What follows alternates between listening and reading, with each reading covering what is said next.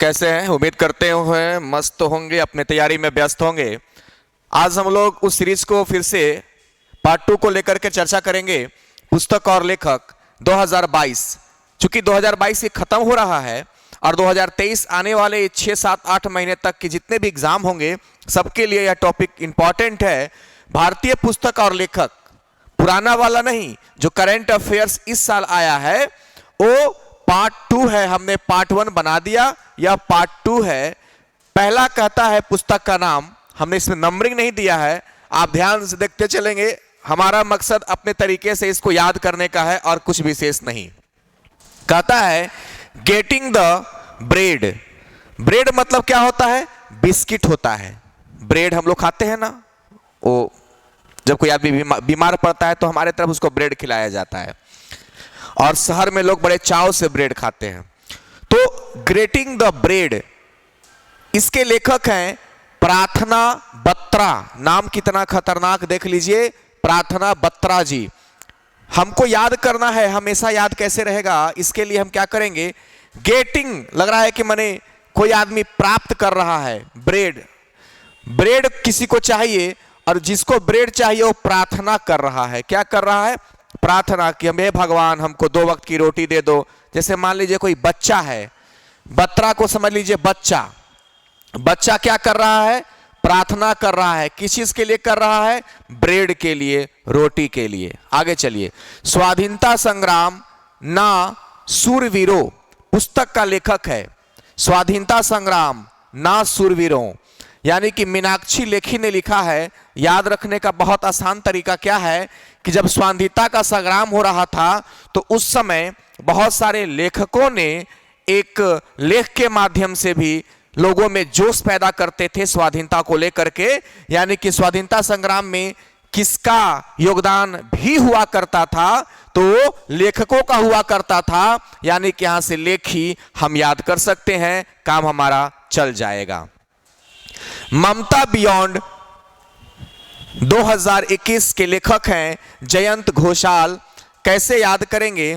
जैसे देखिए यहां पे घोषाल में एक शब्द है घोंसला। अगर इसमें ल लगा देंगे तो ल पे एक लाइन दे देंगे तो घोंसला हो जाएगा। चिड़िया लोग को देखते होंगे, घोंसला बनाते हैं अपने बच्चों के लिए, यानी कि उनको भी अपने बच्चों से प्यार होता है, वो माँ का ममता होता है। यानी कि देखिए यहाँ पे माँ का क्या है? ममता में देखिए ममता है, ममता। ममता किसका होता है? माँ का। यानी कि हर एक चिड़िया जो माँ होती है वो अपने बच्चों के लिए क्या बनाती है? घोंसला बनाती है। आगे देखिए, a little book of India, इसके लेखक है रस्किन बॉन्ड। कहता है कि a little book of India, जैसे मानो ऐसा लग रहा हो कि बुक एक लिखा गया है जिसमें इंडिया के बारे में थोड़ा सा चर्चा किया गया है। समझिएगा बात को। मान लीजिए कोई बुक लिखा गया है, उस बुक में, उस किताब में इंडिया के बारे में एकदम लिटिल, थोड़ा सा चर्चा किया गया है।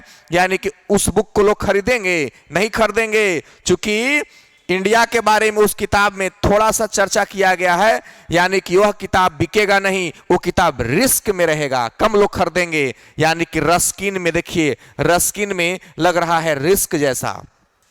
आगे देखिए, कहता है द 10 ट्रिलियन ड्रीम, यानी कि 10 ट्रिलियन ड्रीम पुस्तक के लेखक है सुभाष चंद्र गर्ग जी। याद कैसे इसको हम रख सकते हैं? यहाँ पे ड्रीम शब्द है और ड्रीम का मतलब होता है सपना। और सपना जो होता है, जब लोग रात में सपना देखते हैं तो रात में कब देखेंगे? जब चंद्रमा दिखाई देगा तो फिर क्या देखेंगे? सपना देखेंगे। और सपना देखने के बाद लोग सुबह में उसके बारे में अपने गार्जियन से, पेरेंट्स से चर्चा करते हैं कि हमने सपना देखा है, वो सपना शुभ होगा कि अशुभ होगा। तो जनरली सपना शुभ होता है, यानी कि शुभाश हो जाएगा।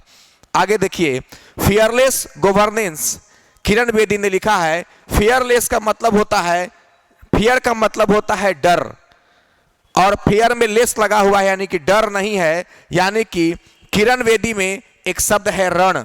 रण मतलब होता है युद्ध भूमि। युद्ध भूमि में कोई आदमी जाता है तो या तो उसको डर लगेगा या डर उसको नहीं लगेगा। तो फेयर से होता है डर, और यहाँ पे किरण बेदी में रण है, यानी कि युद्ध भूमि हो गया। यानी कि युद्ध भूमि से हम डर को क्या कर लेंगे? रिलेट कर लेंगे। गांधी एक्सेशन, इसके लेखक है धीरेन्द्र के झा। देखेंगे तो गांधी में लास्ट में धी शब्द आ रहा है, और यहां ध्यान से अगर आप देखेंगे तो शुरुआत किस चीज से हो रहा है, तो शुरुआत हो रहा है यहां पे धी से ही, यानी कि गांधी एसेशन पुस्तक के लेखक धीरेन्द्र के झा हैं। याद कैसे रखेंगे, गांधी में लास्ट में धी शब्द है, गांधी धी पे खत्म हो रहा है और धी से यहां पे क्या हो रहा है, चालू हो रहा है।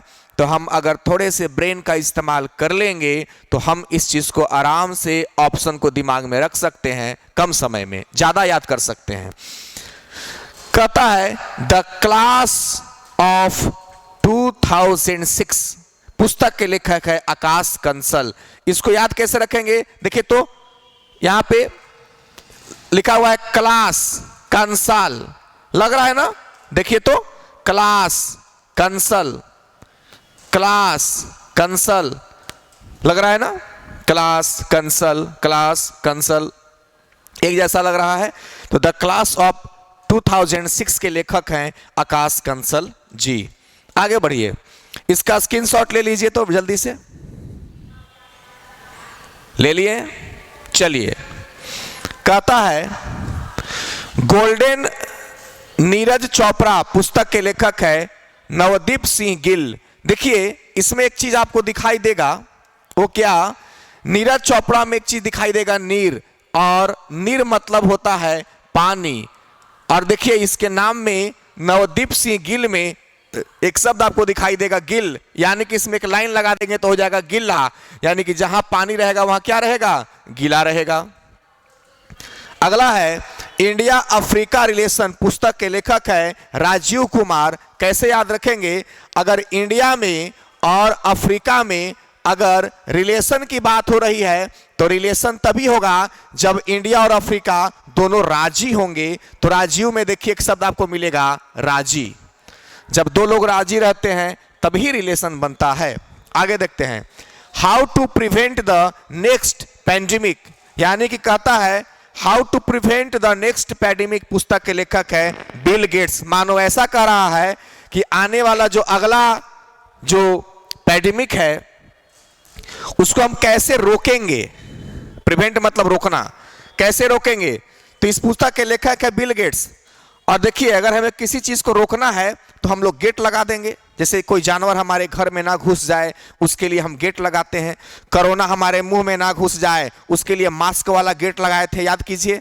तो वही कहता है कि नेक्स्ट पैंडेमिक को रोकने के लिए हमको क्या करना होगा, तो गेट लगाना होगा, और संयोग से इनके नाम में भी गेट छुपा हुआ है, यानी कि हम अगले पैंडेमिक को गेट लगा के रोक सकते हैं।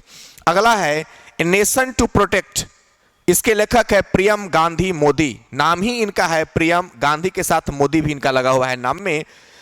तो एक बात बताइए, प्रोटेक्ट मतलब होता है रक्षा करना, नेशन मतलब होता है राष्ट्र। देखिए तो राष्ट्र को प्रोटेक्ट करने का काम कौन लोगों ने किया है, दो लोगों ने किया है, एक तो गांधी जी ने भी किया है और अगला मोदी जी ने भी किया है। तो इसको एक चुटकी में याद कर लेंगे यार, सेकेंड में कोई बहुत बड़ी चीज नहीं है।